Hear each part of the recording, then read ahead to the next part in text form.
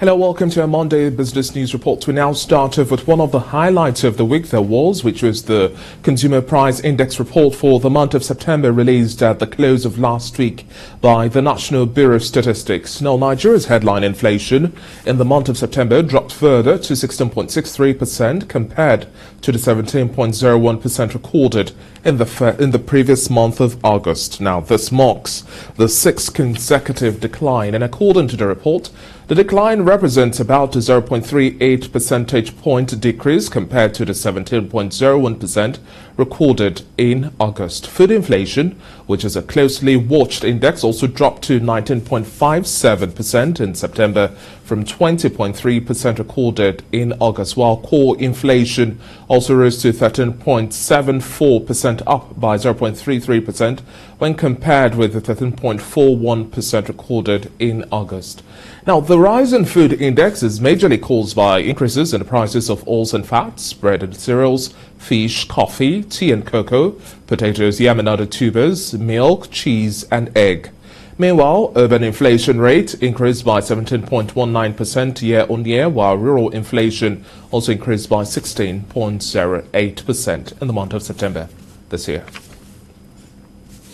Well, joining me now to make more sense of this data from the National Bureau of Statistics, I have Mukhtar Mohammed, Chief Executive Officer, Finance with Mukhtar, live in our Lagos studio. Good to have you in the breakfast show this morning. Good morning, David. What do you make of this report? This is the sixth consecutive decline. Yes, these data don't lie. Comparing it to what we saw last year, and on a month-on-month basis, we're seeing some gradual improvement. But this does not necessarily tally with the pulse of the people, the market sentiment. We have issues around our forex issue, which is also having a large impact on inflation, on the cost of average items. So the average Nigerian finds it difficult to tally these two realities. Yeah, because we sometimes just looked at the numbers. We don't go in depth into the numbers. You look at the report you said. When you look at potatoes, yams, cereal, bread, fish, those are what the average Nigerian really does with, and staples every day of their life. And you realize that the numbers in that has not come down. When you look at housing, also if you go deep into that report, you realize housing in terms of accommodations also got up. Transportation is going up. So those are things that the average Nigerian couple with every day. And you take it out because you're looking at inflation. Some of these make all these things are serious that are not necessarily manufactured here. And even when they are manufactured here, the machines, the machineries they use, some of the item they have to be they are brought from abroad. So, and you have the FX challenge. So definitely I'm not too surprised about that.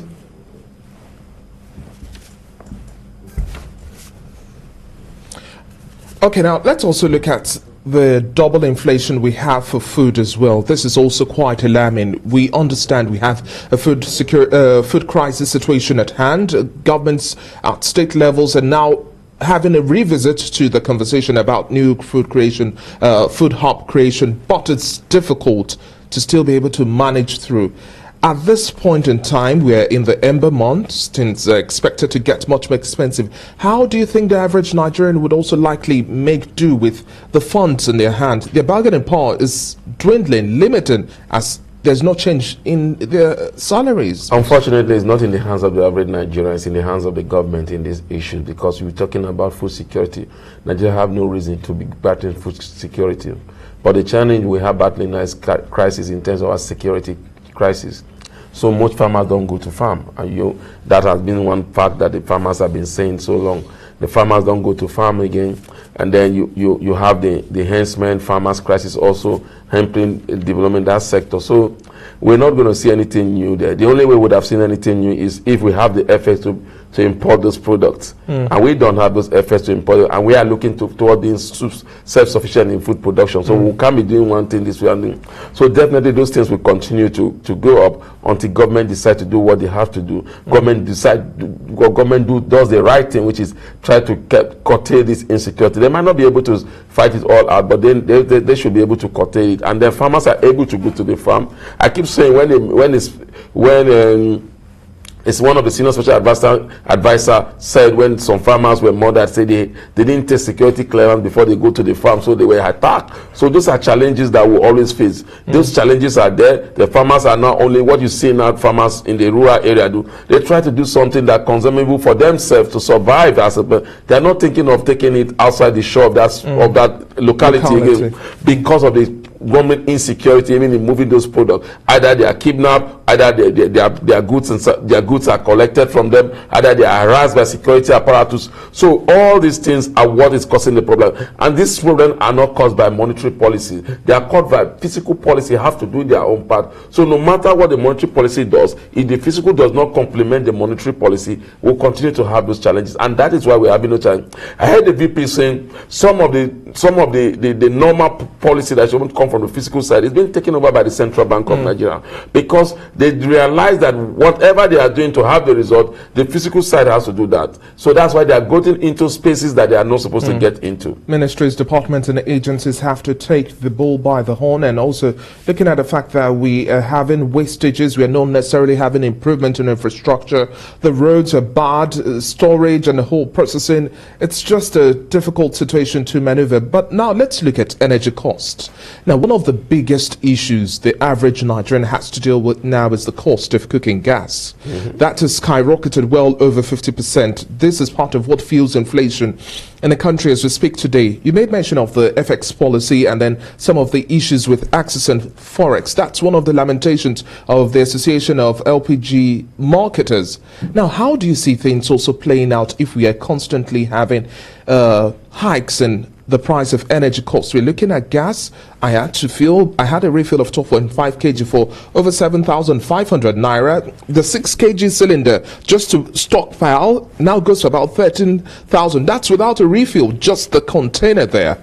So we have such issues like that. We are looking at electricity tariff, which would also be reviewed, and much more. So the average Nigerian can't seem to understand. We have the same structure, we have the same service. Why is it going up? Lack of infrastructure, lack of vision, because we have no reason to. I mean, if we have grappling with the challenges of trying to import crude oil, it's the same thing with gas.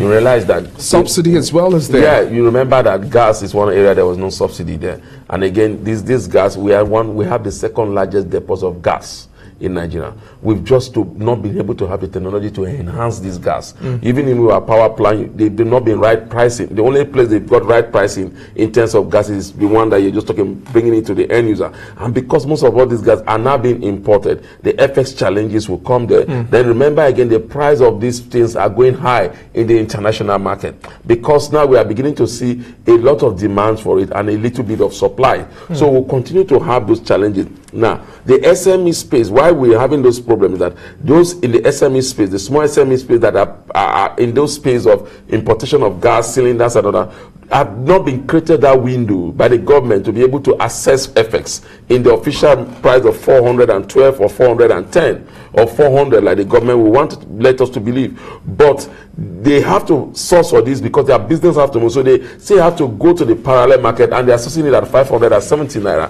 or 560 naira. So they will have to make profit. Nobody goes into business without wanting to make profit. So the price of these goods and services will have to come up. So what is the solution? The solution is even attract more forex into the environment and then begin to build capacity in local manufacturing of this product, because we have it.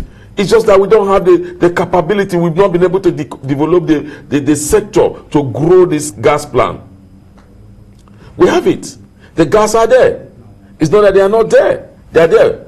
We remember Nigeria was one of the first people that are coming to form an association of gas producing nation.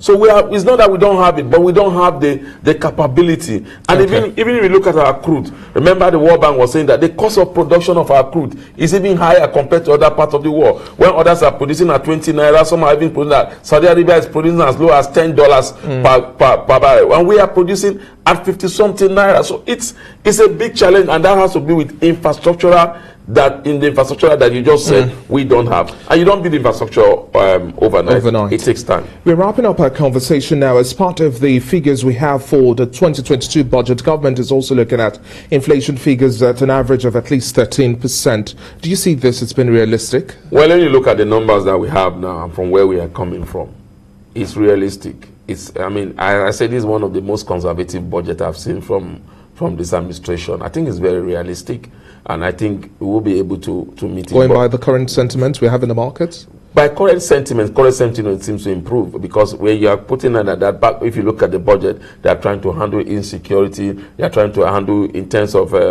crude oil price. Also, they peg it at a conservative level of $57 per barrel compared to $81 per barrel. They are also doing a lot of things to try to galvanize the SME space.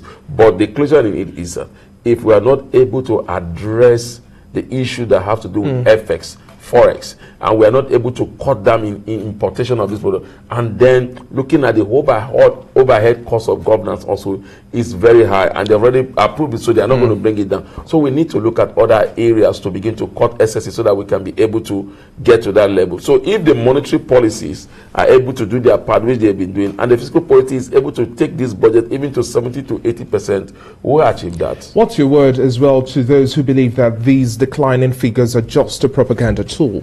No, I don't think so. You see, I said you have your data, depend on where you go to get your data. So where does it become propaganda? The government, when it was 20, they said it was 20. They were reporting it as source. Because they're bringing it down doesn't mean. What I'm saying is, what we're saying these figures come down is that a lot in the productive sectors are being opened up to the economy. To the economy. They were shut down during the pandemic. So we have an opening up of those sectors. So what we see the inflation coming down is because of, as a result of productivity of some sectors, and also productivity of sectors, and then the increment in the price of crude oil, which is earning a little bit of productivity also numbers, the GDP into. So we'll continue to see those numbers comes down. But in terms of the real GDP that will affect the average Nigerian, why they are not feeling it is because it takes time. One, then what we are afraid the average Nigerian wants to see employment figures come down, and they're saying everything just in naira and cover. So, it's quite difficult to see clearly if you're looking at all of this. Thank you very much for your time on the Breakfast Show this morning. We'll keep our fingers crossed. We are wrapping up the year gradually, and we'll only like to see and hope that this decline in the inflationary pressure transfers or translates to improvement in the economic recovery we have, and then away from the COVID-19 as well, which has stifled so many businesses. Thank you very much for your time on the Breakfast Show this morning.